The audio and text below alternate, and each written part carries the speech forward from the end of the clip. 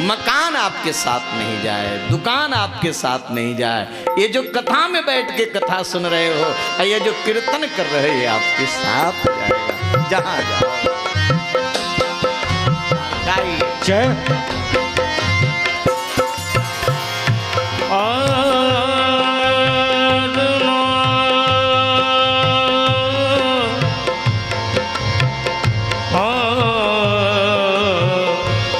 क्या भरोसा है इस जिंदगी का, क्या भरोसा है इस जिंदगी, क्या भरोसा है इस जिंदगी का, क्या भरोसा है इस जिंदगी का।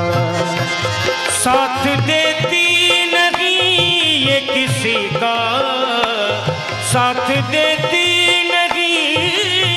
किसी का, क्या भरोसा है इस जिंदगी का, क्या भरोसा है इस जिंदगी का। साथ देती नहीं ये किसी का, साथ देती नहीं ये किसी का, क्या भरोसा है इस जिंदगी का, भरोसा है इस जिंदगी का।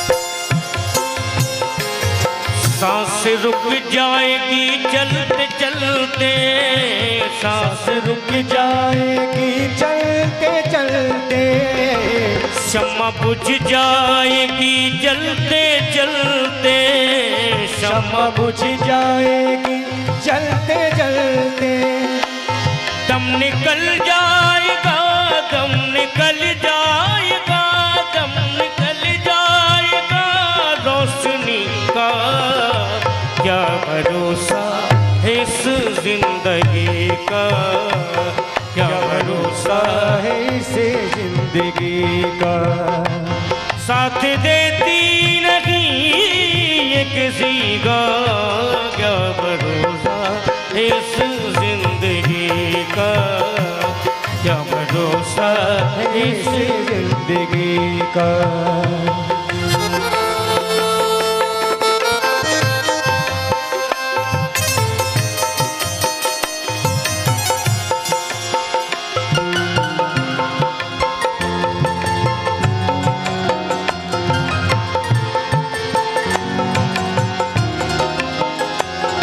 दुनिया है हकीकत पुरानी, दुनिया है हकीकत पुरानी, चलते रुकना है इसकी रवानी, चलते रुकना है इसकी रवानी।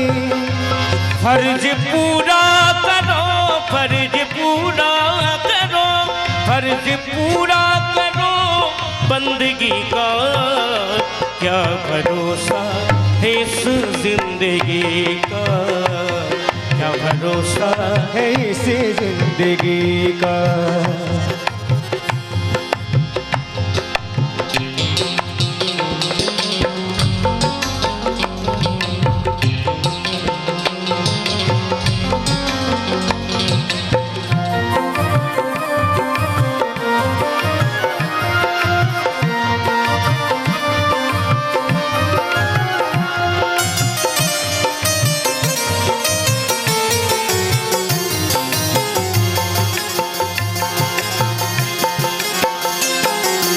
रहे ना मोहब्बत रहेगी, हम रहे ना मोहब्बत रहेगी, दास्तां अपनी दुनिया कहेगी, दास्तां अपनी दुनिया कहेगी। नाम रह जाएगा, नाम रह जाएगा, नाम रह जाएगा आदमी का, क्या भरोसा इस जिंदगी का, क्या भरोसा है इस जिंदगी का। साथ देती नहीं ये किसी का, साथ देती नहीं ये किसी का, क्या भरोसा इस जिंदगी का, क्या भरोसा है इस जिंदगी का। हाँ इस जिंदगी का, इस जिंदगी का। हाँ इस जिंदगी का। बस यही संभालने की जरूरत है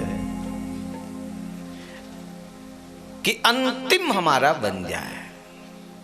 मरना तो है, जाना तो है, लेकिन हम कैसे जाएं, कैसे हमारा प्राण निकले, हम कैसे जाएं। मेरे भाई, ठाकुर जी का ये स्मरण करते हुए मुख से राम नाम निकल जाए। प्रभु का नाम जिसके मुख से निकलता है वो भगवान के धाम को जाता है। और अंत बन गया तो सब बन गया, और अंत बिगड़ गया। इसलिए मेरे भाई, जन्म लाभ परः पुंसाम अंते नारायण स्मृति। मरते समय जहां आपकी चित्तवृत्ति जाएगी आपको वही बनना पड़ेगा, जहां आपका मन है। अगर बेटे में मन गया तो बेटे के यहां बैल बनना पड़ेगा। ध्यान देना, सावधान हो जाना। मरते समय अगर बेटे की याद आई तो क्या बनोगे? बेटे के यहां बैल, बैल बिराने हुई हो। ये कोई जरूरी नहीं कि स्त्री स्त्री बने, पुरुष पुरुष बने। मरते समय अगर पुरुष का मन स्त्री में चला गया तो स्त्री बन जाएगा, और स्त्री का मन अगर पुरुष में चला गया तो वो पुरुष बन जाएगी। मरते समय मन यदि धन में चला गया तो धन का सांप बन जाएगा। जीते जी रक्षा की, मरने के बाद सांप बन के रखाना पड़ेगा। इसलिए बहुत, मैं आगे बताऊंगा, नहीं तो कल तो मैं सुनाऊंगा ही। जिनके नाम से हमारे देश का नाम भारतवर्ष पड़ा है, वे भरत जी का मन मृग में चला गया तो मृग बनना पड़ा। पुरंजन का मन अपनी पत्नी में चला गया तो उसको पुरंजनी बनना पड़ा, स्त्री बनना पड़ा। इसलिए बस यही प्रार्थना, यही जीवन बनाना है कि मरते समय ठाकुर जी के में जाए। कैसे जाएगा?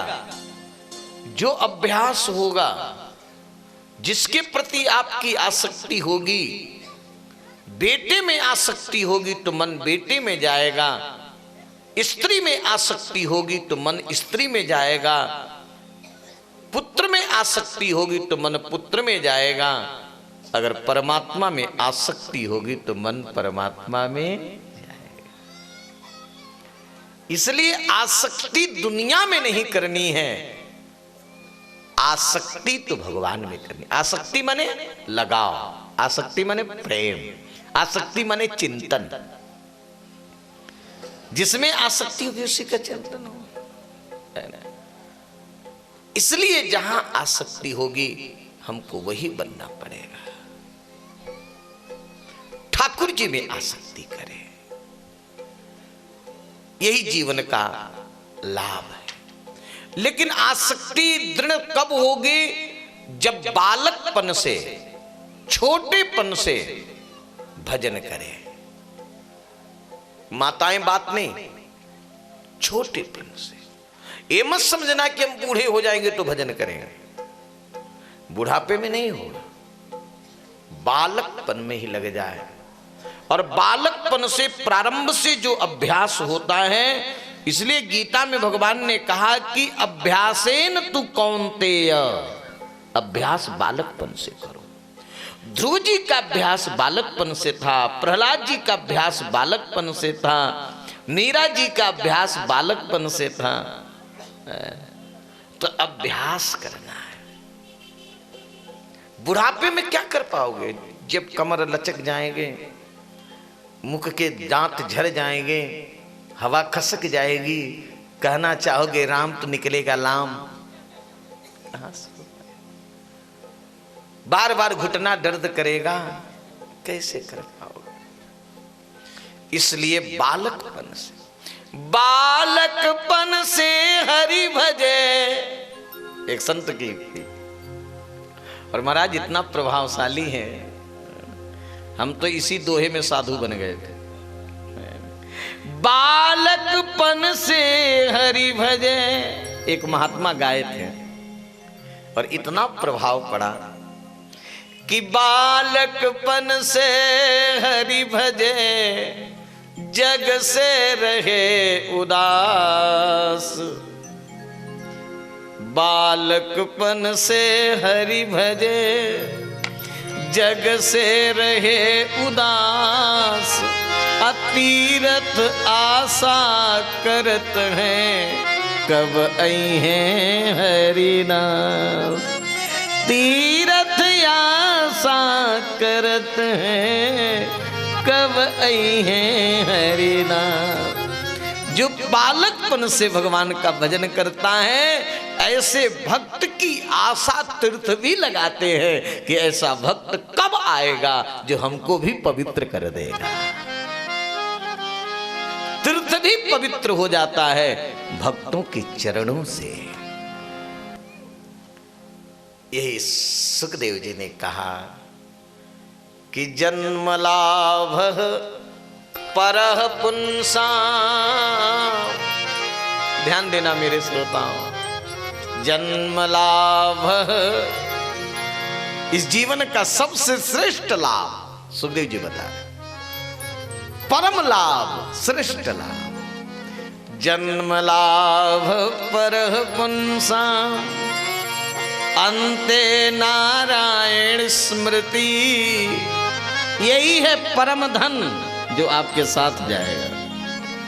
दुनिया का धन नहीं जाएगा, एक फूटी कौड़ी नहीं जाएगी। ये राह खर्च है, बस इस धन को इकट्ठा कर लो। कौन धन है ना? राम नाम धन। मीरा जी ने कहा कि पायो जी मैं राम रतन धन पाया, है ना? यह धन आपके साथ जाएगा, जहां जाएंगे तहां आपके साथ जाएगा। इसलिए परम धन है, इस जीवन का परम लाभ है। ध्यान दें, सुखदेव जी ने कहा कि परीक्षित आपको 7 दिन मिला है, बहुत बड़ा मिला है। कल्याण करने वाले के लिए तो 2 मुहूर्त भी बहुत है। कहने का भाव मैं आप लोगों से निवेदन करूं, जीव का पतन आसक्ति से होता है, इसलिए इसी को संभालना है। अपने को अगर संभालना है, इसी को संभालना। आसक्ति से ही पतन होता है। श्री सुखदेव जी ने कहा कि परीक्षित, अगर आसक्ति है तो बहुत दिन मिल जाने के बाद भी जीव परमात्मा को प्राप्त नहीं कर सकता, और नहीं अगर आसक्ति है, चिंतन है, तो 2 मुहूर्त में भी ठाकुर जी के चरणों में पहुंच जाएगा। अयोध्या के एक राजा थे, ध्यान देना, अयोध्या के एक राजा थे जिनका नाम था खटवांग। अयोध्या के राजा का क्या नाम था? खटवांग। अयोध्या के राजा थे, बड़े अच्छे थे, बड़े वीर थे खटवांग जी। राम जी के पूर्वज है खटवांग की दीर्घबाहु, दीर्घबाहु के रघु, रघु के अज, और अज के महाराज दशरथ है। और उनके ऊपर राम जी की कृपा है। तो खटवांग जी जो थे, अयोध्या के राजा बड़े वीर थे। एक बार खटवांग जी देवताओं की सहायता करने गए। महाराज यही तो अयोध्या का प्रभाव है, देवताओं के ऊपर भी संकट आता तो अयोध्या से लोग सहायता मांगते। दशरथ जी भी सहायता किए, खटवांग भी सहायता किए, ककुस्थ जी सहायता किए। अयोध्या के एक राजा थे महाराज, उन्होंने कहा कि मैं असुरों को जीतूंगा, लड़ूंगा, लेकिन इंद्र को मेरी सवारी बननी पड़ेगी। तो इंद्र को सवारी बनाए हो, है ना। तो खटवांग जी महाराज देवताओं की सहायता के लिए युद्ध किए और देवताओं को विजयी बनाए। और देवताओं ने खटवांग जी से कहा कि महाराज राजन, आपने बड़ी सहायता की है, हम लोग चाहते हैं कि आप हमसे वरदान मांग लें। खटवांग जी ने कहा कि वरदान आप लोग देना चाहते हो, पहले बताओ कि मेरी आयु कितनी है, मैं अभी जीऊंगा कितना, मेरी आयु कितनी है। तो देवताओं ने कहा कि बस 2 मुहूर्त है। कि 2 मुहूर्त है, मैं वरदान क्या मांगूंगा। 2 मुहूर्त है तो मुझको जितना जल्दी हो सके मृत्युलोक में भेज दो। ये जो मृत्युलोक है ना, यही कर्मलोक है। मृत्युलोक कर्मलोक है और अन्य जितने लोक हैं वो भोग लोक हैं। वहां कर्म का भोग भोगा जाता है। हाँ? जितनी योनियां हैं भोग योनियां हैं, कर्म योनि केवल आप लोग बैठे हो महाराज, हम बैठे, ये कर्म योनि। इसी से आप कर्म कर सकते हो, देवता बन के नहीं कर पाओगे, पशु बन करके नहीं कर पाओगे। धर्म अधर्म पाप पुण्य केवल मनुष्य के लिए। बैल किसी को मार देगा तो उसको हत्या का पाप नहीं लगेगा, तो अपने आप भोग रहा है।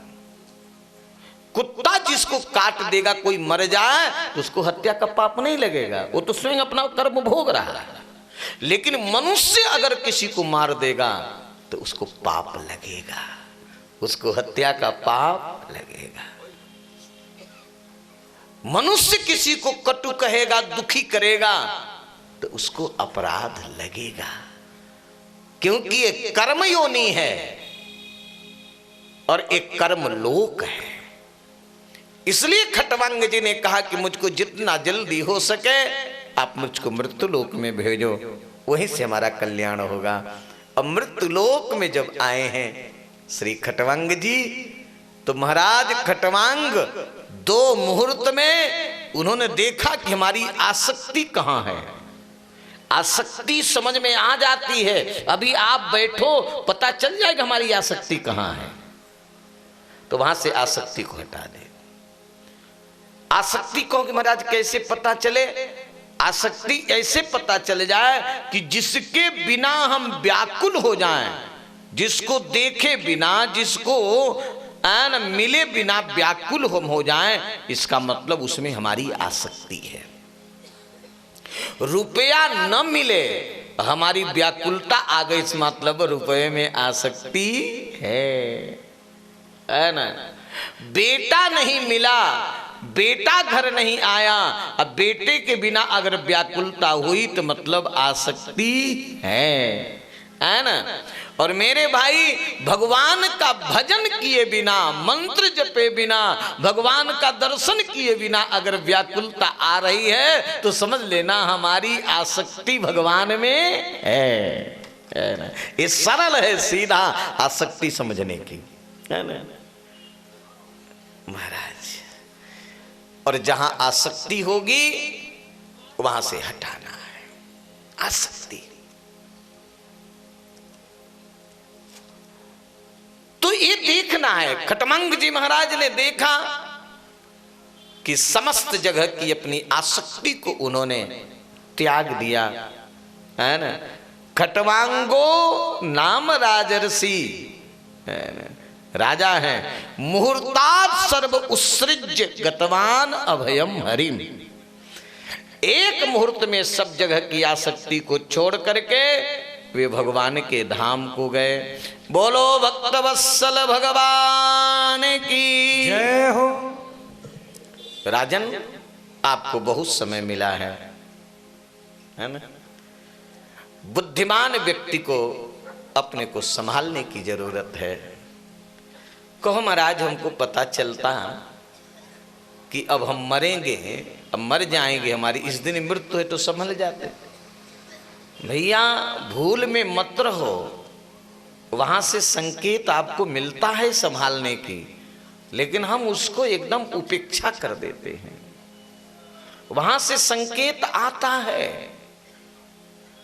आंख से कम दिखाई पड़े, समझ लेना अब संकेत है कि तैयारी करो, अब रहोगे नहीं, जल्दी से जल्दी नंबर आने वाला है ना? बाल पकने लगे, समझ लेना संकेत है। फिर काले बनाने का प्रयास मत करो कि अभी हम काले हैं, हमारे बाल काले हैं। सफेदी हमको याद दिलाती है चलने की तैयारी की।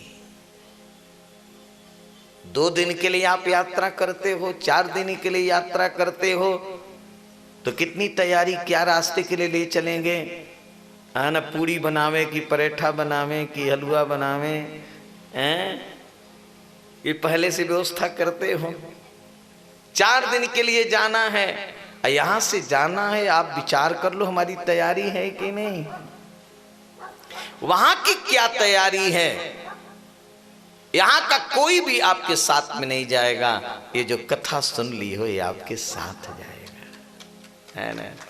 आपने भजन कर लिया है, आपके साथ जाएगा। तो ये बाल पकने लग जाए, आंख से कम दिखाई पड़ने लग जाए, कमर लचक जाए, डंडा का सहारा लेना पड़े, घुटना दर्द करने लगे, अब तैयारी कर लो कि अब जाना है। अधिक से अधिक भगवान का, कहां जहां तुम्हारी आसक्ति वहां से मन को हटाओ। तिजोरी की चाबी मत पकड़े रहो। अगर समय आ गया तो दुकान में बैठने का अभ्यास कम करो, माला लेकर के बैठने का भी मौका मिले तो माला लिए लो, वहां की भी तैयारी चले तब तो ठीक है ना? वहां की तैयारी चले। मेरे भाई, अंत काल आने पर बुद्धिमान व्यक्ति को संभल जाना चाहिए, संभलना चाहिए। भाई आप जानते हो कि हमको यहां से जाना है, तो पहले से आप तैयार रखो ना कि धक्का मार के भगावे तब जाओ, तो ये तो अपमान है कि नहीं। इसलिए पहले से तैयारी रखे कि अब जाना है। और परिवार का अपमान सहने के अपेक्षा महाराज ठाकुर जी के चरणों में लग जाए। असंग शस्त्र के द्वारा संग को काट दे। असंग शस्त्र क्या है? अनासक्ति। संग है आसक्ति। असंग शस्त्र के द्वारा आसक्ति को त्याग दे और घर छोड़ दे, है ना? घर छोड़ दे। गृहात प्रव्रजितो, जिसको समझ में आ जाता है महाराज। देखो हमारे एक यहाँ बैठे हो शुक्ला जी, माला लेकर के जप रहे हैं, हमारे गुरु भाई। नौकरी थी इनकी, लेकिन देखे कि अब लड़के सब ठीक हैं, अपना कर रहे हैं, तो लड़के नौकरी का त्याग पत्र दे करके अयोध्या, चित्रकूट, यहाँ कथा में बस अपने जीवन का लाभ। छोड़ना तो है, छोड़ देना चाहिए। घर छोड़ना है। गृहात प्रवर्जितो, घर छोड़ करके पुण्य तीर्थ में चला जाए और भगवान का भजन करे। क्या कर पाएंगे आप? आपके लड़के के जितना भाग्य में है उतना ही रहेगा। आप कितनी भी संपत्ति इकट्ठा करके रखो, उसके भाग्य में सुख नहीं है तो नष्ट हो जाएगा। और आपके लड़के के भाग्य में सुख है तो न जाने कहां से आ जाएगा। सुख देने वाले आप नहीं हो, दुख देने आप नहीं हो, उसका कर्म उसके साथ है। कौन पिता नहीं चाहता है कि हमारा लड़का सुखी रहे? तो क्या हर बाप अपने लड़के को सुखी कर देता है? एक जगह से पैदा हुए लड़के, सबका संस्कार अलग होता है, सबका भाग्य अलग होता है ना? सबके प्रारब्ध अलग होते हैं। एक पिता के विपुल कुमारा होई पृथक गुणशील आचारा। सबका प्रारब्ध संस्कार। बाप का केवल कर्तव्य इतना है कि जितना आपका जोर लगे लड़के को योग्य बनाओ, और नहीं बन रहा है तो उसके पीछे मरो मत, है ना? समझाना कर्तव्य है। लेकिन लड़के के लिए पाप करके अगर धन कमा करके रखोगे, असत्य बोल करके धन रखोगे, और चाहो कि हमारा लड़का सुखी हो जाए या धर्म की संपत्ति से, कभी नहीं हो सकता। मैंने बहुत देखा है महाराज, राजा का राज्य जाते हुए देखा, अरबों की संपत्ति इकट्ठा किए हुए बाप के लड़कों को देखा कि 10-20 वर्ष में ही भीख मांगने की दशा हो गई। जिस बाप ने कुछ नहीं किया, वे लड़कों ने सब कुछ करके दिखा दिया, क्योंकि संस्कार अच्छा था। इसलिए केवल कर्तव्य करना है, छोड़ना तो पड़ेगा, छोड़ दे। सबका कर्तव्य पूरा हो जाता है, हर व्यक्ति का कर्तव्य पूरा हो जाता है। 50 वर्ष में आपका कर्तव्य पूरा हो गया, अब बेटी का विवाह हो गया तो आपका कर्तव्य पूरा हो गया। फिर नाती के चक्कर में मत पड़ो, पोता के चक्कर में मत पड़ो। महाराज ने ऐसा है कि किसी से कहो कि आप भजन करो, कहे महाराज क्या कहूं, अभी हमारी नातिन का ब्याह पड़ा है। और घर के लोग सोचते हैं कहीं ब्याह के बीच में नहीं बुढ़िया मर जाए, दादा मर जाए तो कहीं ब्याह में बाधा ना पड़ जाए। और उससे देखो तो लगता है पूरा भार उन्हीं के ऊपर है, वही लादे पड़े। वो चक्कर नहीं। आप अपने कर्तव्य को करने के बाद आपको दोष नहीं लगेगा, ये मत समझना कि दोष लगेगा। लड़के का विवाह करके लड़के और बहू को सब सौंप दो। अगर पत्नी आपके साथ जाए तो ले जाओ, और न जाए तो उस पत्नी को अपने बेटे के ऊपर छोड़ो और तुम जाओ। यद्यपि पति पत्नी दोनों को जाना चाहिए, नहीं जा रहे तो कोई बात नहीं। इसलिए 50 वर्ष की अवस्था में कर्तव्य पूरा हो जाता है, और कर्तव्य पूरा करके चल देना चाहिए। और जाकर के क्या करें, उत्तम तीर्थ में स्नान करें, और स्नान करके जितासनो जित संगो, सुखदेव जी कहते हैं जितासन। जितासन क्या है? जिस आसन पर हम 3 घंटे बैठ सके, और 3 घंटे बैठ करके भगवत स्मरण कर सके, चिंतन कर सके, पाठ कर सके, तब तो आप जितासन हुए। और घंटे भर में आपका कमर दर्द करने लगा, बार बार पैर बदल ले, तो अब जितासन नहीं हुए। यही है जितासन। आसन को जीतना है और जित संग होना है। जित संग का मतलब कहीं भी हमारी आसक्ति न रहे। जितेंद्रिय होना है, इंद्रियों को अपने बस में रखना है। एक करिए। और सबसे बड़ी बात सुखदेव जी ने कहा, ऐसा हो जाए तो भगवान का ध्यान करो, अपना मन ठाकुर के चरणों में लगाओ, अपना मन राम के चरणों में लगाओ। बहुत दिनों तक आपने दुनिया में लगा लिया, छोड़ो संसार को, अब मन ठाकुर के चरणों में लगाओ। कैसे लगाओगे? यहां सुखदेव जी ने 2 प्रकार का ध्यान बताया है, एक स्थूल ध्यान, एक सूक्ष्म ध्यान। स्थूल ध्यान क्या है? स्थूल ध्यान ये है कि संसार में सब जगह हम अपने प्रभु को देखें, अपने राम जी को देखें, सब जगह ठाकुर जी का दर्शन हो।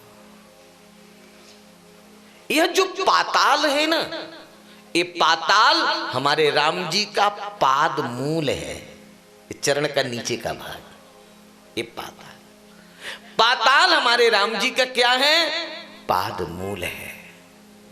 और रसातल भगवान का प्रपद है। नीचे का जिसको तलवा कहते हैं वो क्या है? पाताल।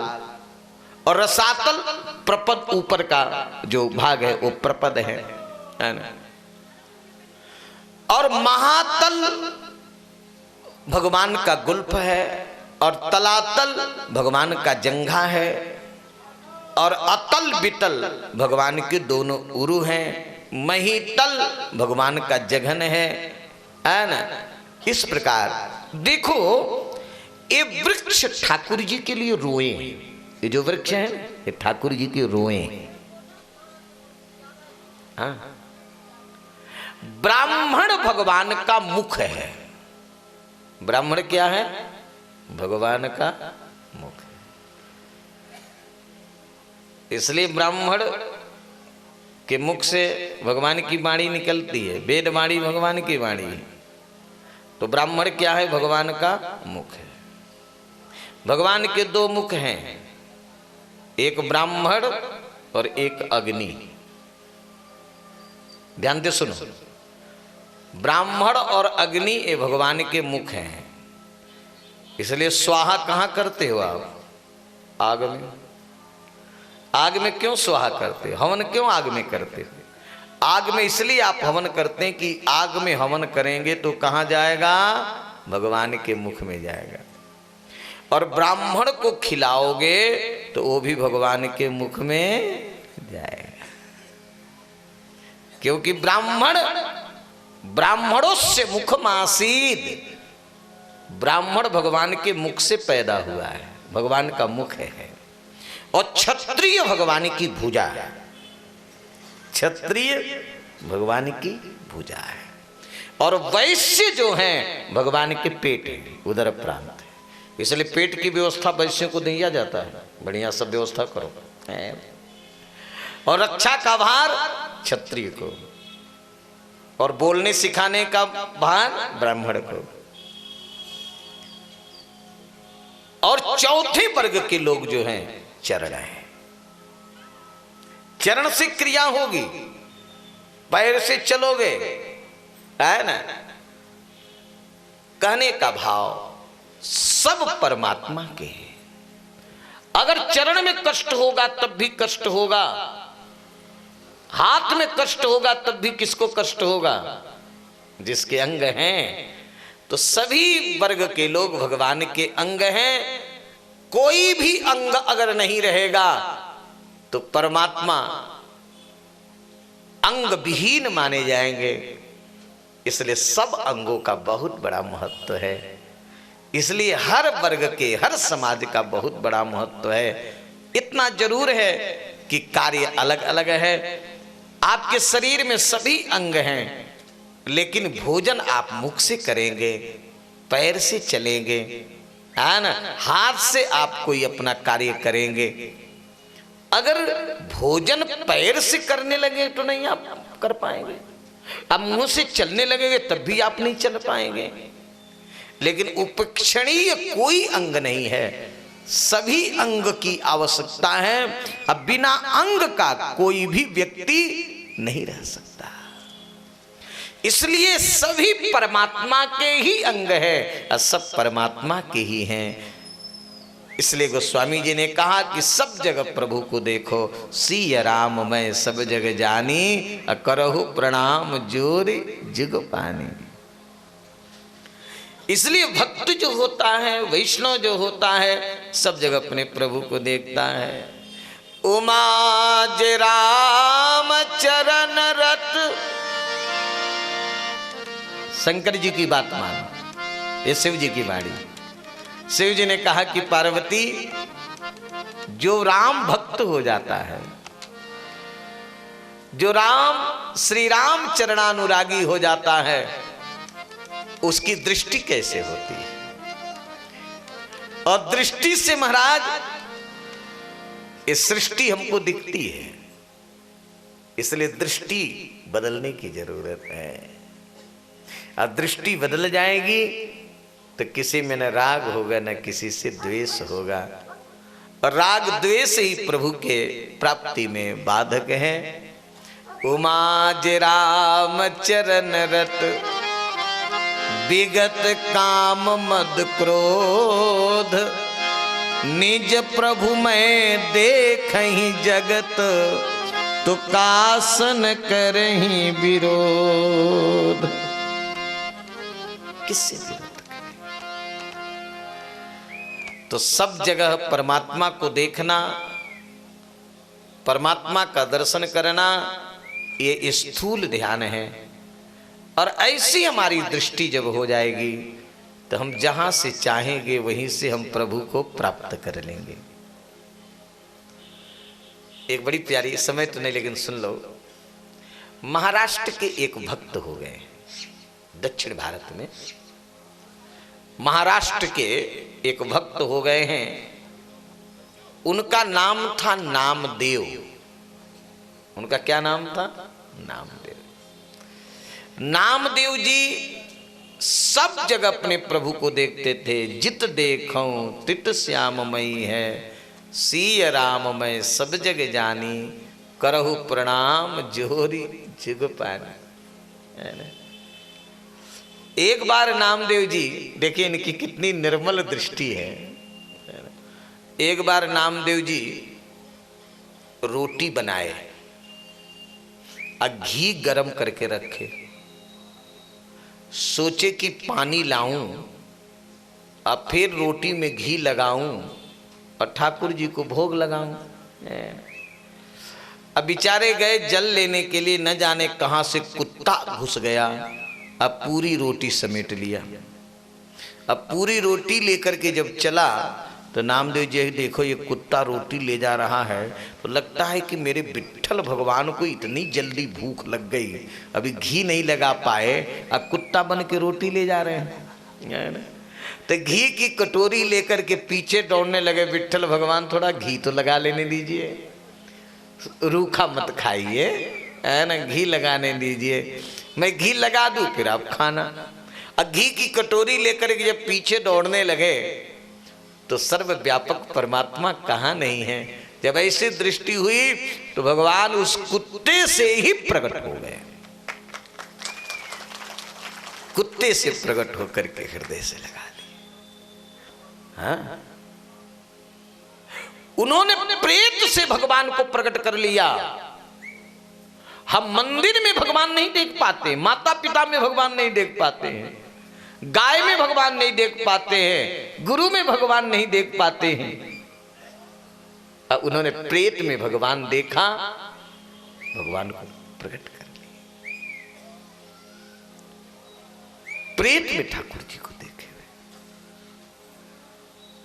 एक बार की घटना है कि उनके घर में आग लग गई। उनका चरित्र बड़ा विस्तृत है। उनके घर में आग लग गई, घर में थे नहीं।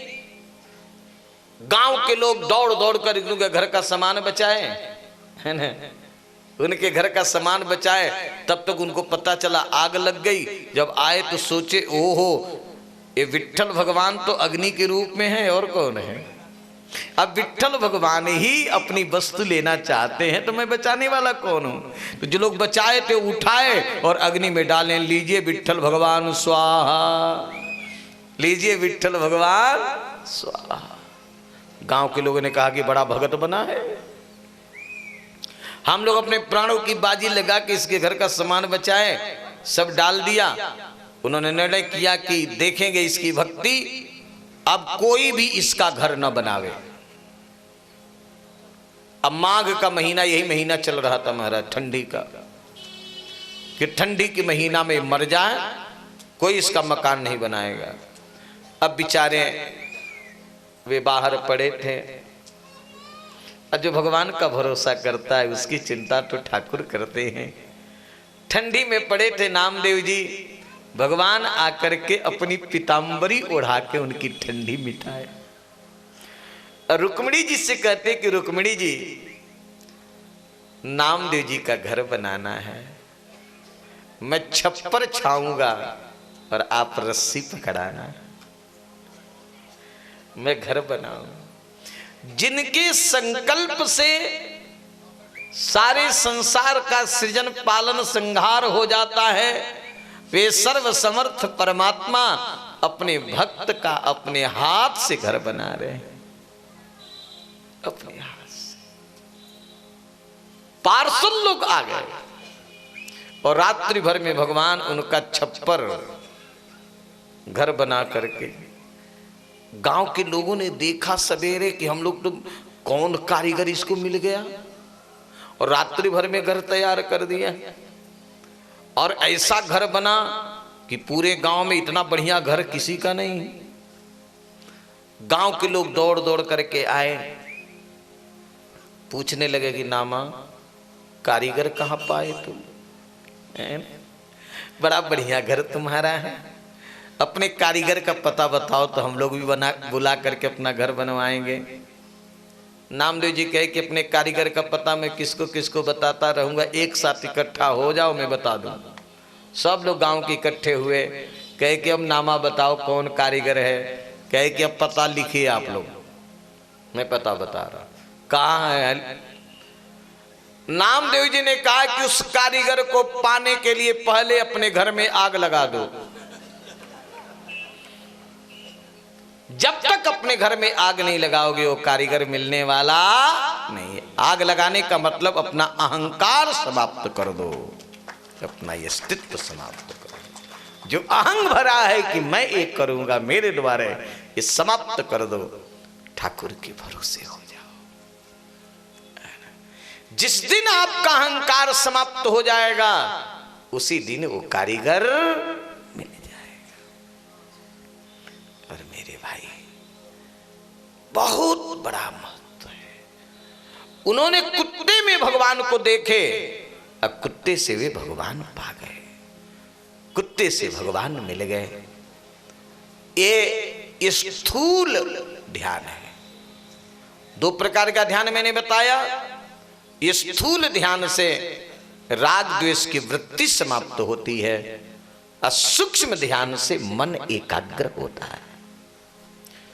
सूक्ष्म ध्यान क्या है? सूक्ष्म ध्यान ये है कि ठाकुर जी के अंगों का चिंतन करते हुए अपना मन भगवान के श्री अंगों में लगाना। पहले ये स्थूल ध्यान करें, ये स्थूल ध्यान से राग द्वेष की वृत्ति समाप्त करें। इसके बाद सूक्ष्म ध्यान करते हुए अपने मन को भगवान के अंगों में लगावे। कैसे लगावे? प्रसन्न वक्त्रम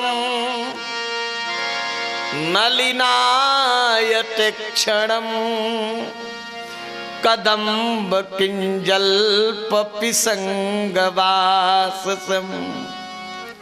लसन महारत्न हिरण्यमयांगदम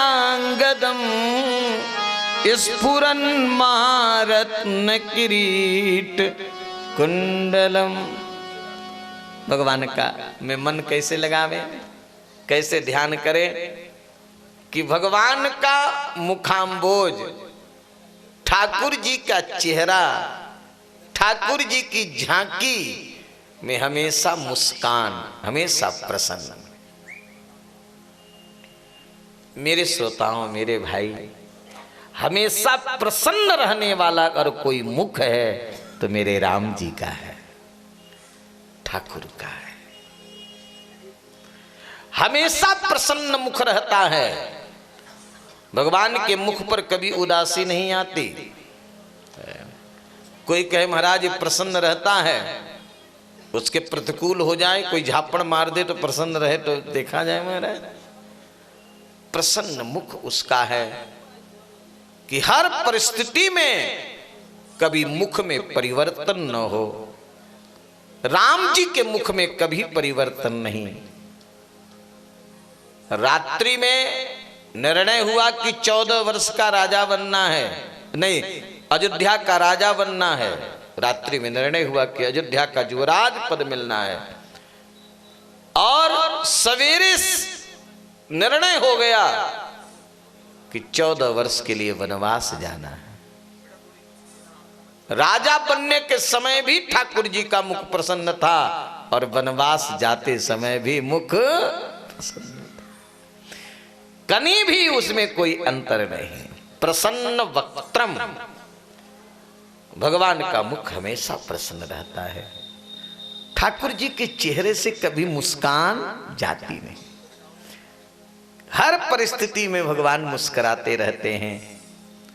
और नलिना यत्क्षणम, भगवान की बड़ी बड़ी आंखें हैं कमल दल के समान, कोरदार कज्जल मिश्रित है ना, विशाल बड़ी बड़ी आंखें, बड़ी सुंदर आंखें हैं ठाकुर जी की।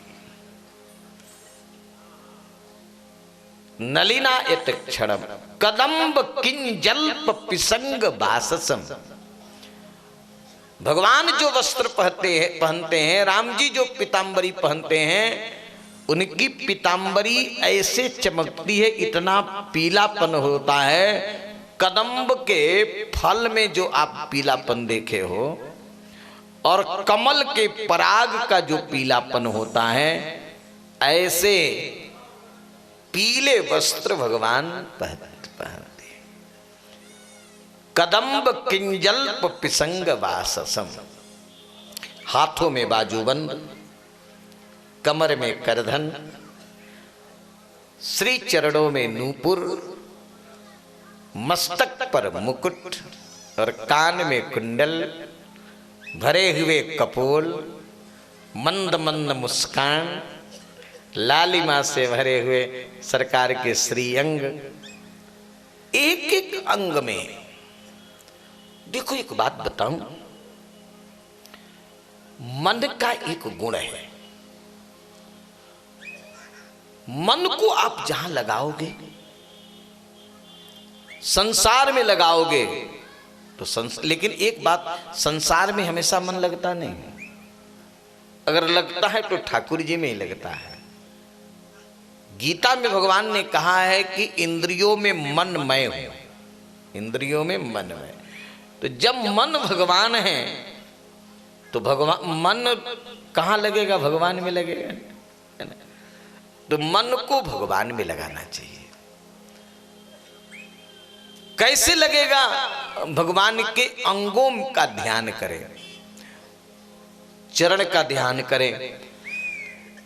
जब हम चरण का ध्यान करेंगे तो मन चंचल है, प्रमाथी है, मन भगेगा तो उस मन को फिर भगवान के घुटनों में लगावे, घुटनों से भगे तो कमर में लगावे, कमर से भगे तो भगवान के उदर प्रांत में लगावे, उदर प्रांत से भगे तो भगवान की वक्षस्थल में आ जाए, बस वक्षस्थल से भगे भगवान के कंठ में आ जाए, और कंठ से भगे भगवान के मुखाम्बोज पर आ जाए, भगवान के सुंदर मुख का ध्यान करें, है ना?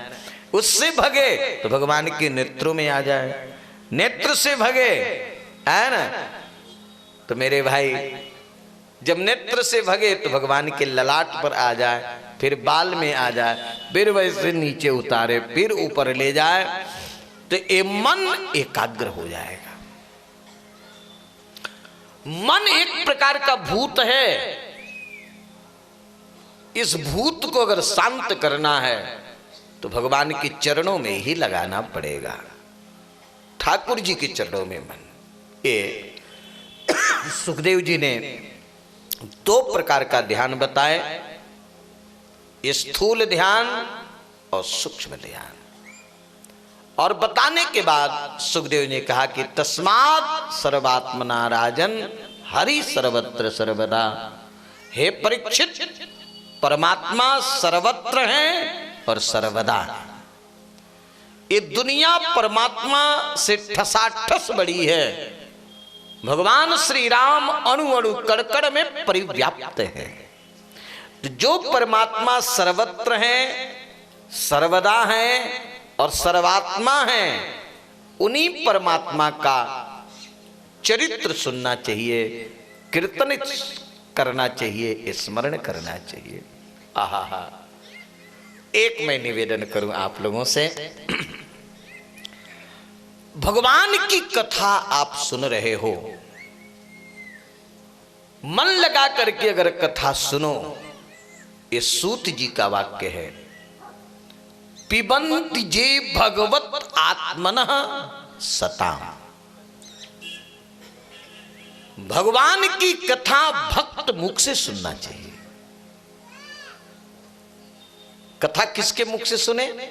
भक्त मुख से।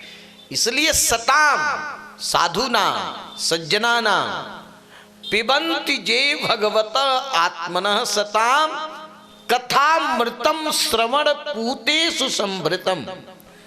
और भगवान की कथा आपके कान में जब पहुंचेगी, कर्णरंध्र में जब पहुंचे, तो ठाकुर जी की कथा के द्वारा विषय दूषित जो हृदय है, जिस हृदय में संसार का विषय भरा है, तो विषय दूषित हृदय जो होता है ठाकुर जी की कथा से पवित्र हो जाता है। पुनन्ति, भगवान की कथा से हृदय क्या हो जाएगा? शुद्ध हो जाएगा, पवित्र हो जाएगा। और जब हृदय पवित्र हो जाएगा तो ब्रजंती तस् चरण सरोरुहांतिकम, तब उस कथा सुनने वाले को भगवान के चरण का सानिध्य मिल जाएगा। मेरे श्रोताओं, कहने का भाव ये कि भगवान की कथा का फल ये है कि हमारे हृदय से विषय द्वारा जो दूषित हृदय हो गया है, वह दूषित हृदय पवित्र हो जाए और भगवान का चरण सानिध्य हम लोगों को प्राप्त हो जाए। यही कथा का फल है। अगर कथा सुन करके हमारे हृदय शुद्ध नहीं हुआ और भगवान के चरणों में अनुराग नहीं हुआ, इसका मतलब हम कथा ठीक से सुने नहीं। एक निवेदन मैं आप लोगों से करूं कि एक एक देवता एक एक वस्तुओं को देते हैं।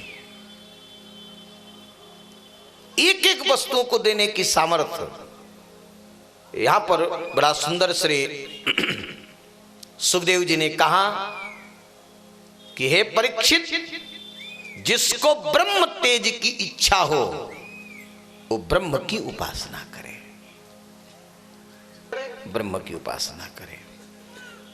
जिसको बहुत धन की कामना हो कि हम धनी बन जाएं, उसको दुर्गा जी की उपासना करनी चाहिए। दुर्गा जी क्या देती हैं? धन, है ना? दुर्गा जी धन देती है। धन की कामना वाले को किन की उपासना करनी चाहिए? दुर्गा जी की। और तेज की कामना वाले को अग्नि की उपासना करनी चाहिए। अग्नि की उपासना करने से आपको तेज मिलता है। बढ़िया मकान हमारा बने, मकान और खेती की इच्छा रखने वाले को वसुओं की उपासना करनी चाहिए। इसलिए गृह प्रवेश में वास्तु देवता का पूजन होता है। 8 वसु होते, हाँ, तो वसु पूजन होता है। और पराक्रम की कामना जिसके मन में हो कि हम बहुत पराक्रमी रहें, तो उसको रुद्र की उपासना करनी चाहिए। जिसको अन्न आदि की कामना हो उसको अदिति की उपासना करनी चाहिए। जिसको स्वर्ग जाने की इच्छा हो उसको देवताओं की उपासना करनी चाहिए। समझ में आई बात?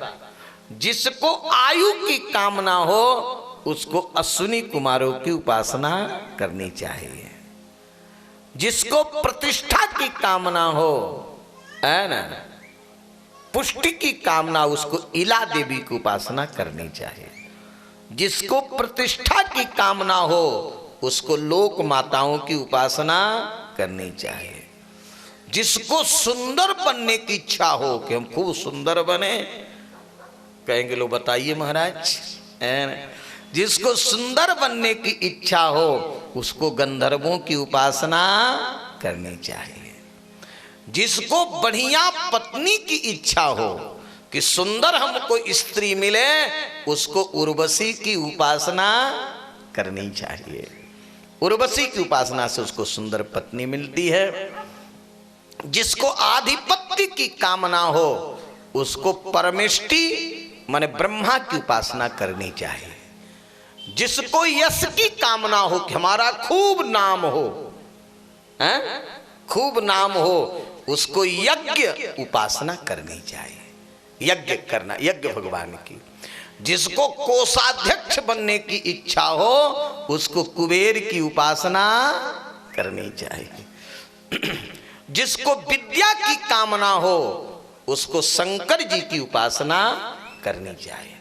जिसके मन में हो कि पति पत्नी का प्रेम बना रहे, पति पत्नी में लड़ाई न हो, झगड़ा न हो, पति पत्नी का प्रेम ठीक हो, तो उसको भगवान शंकर और पार्वती की उपासना करनी चाहिए। ध्यान देना। और मेरे भाई एक और मैं बता रहा हूं, आज जिसको सब चाहिए, ये तो एक एक बस, जिसके मन में हो कि हमको सब मिले, तेज भी मिले, धन भी मिले, दाम्पत्य जीवन भी मिले, पराक्रम भी मिले, जिसको सब चाहने की इच्छा हो कि हमको सब मिले, उसको भगवान श्री सीताराम की उपासना करनी चाहिए। भगवान श्री लक्ष्मी नारायण की उपासना करनी चाहिए। भगवान श्री राधा कृष्ण की उपासना करनी चाहिए। अन्य देवता एक एक देते हैं और हमारे राम जी सब देते हैं। मेरे प्रभु के द्वारा सब कुछ प्राप्त होता है।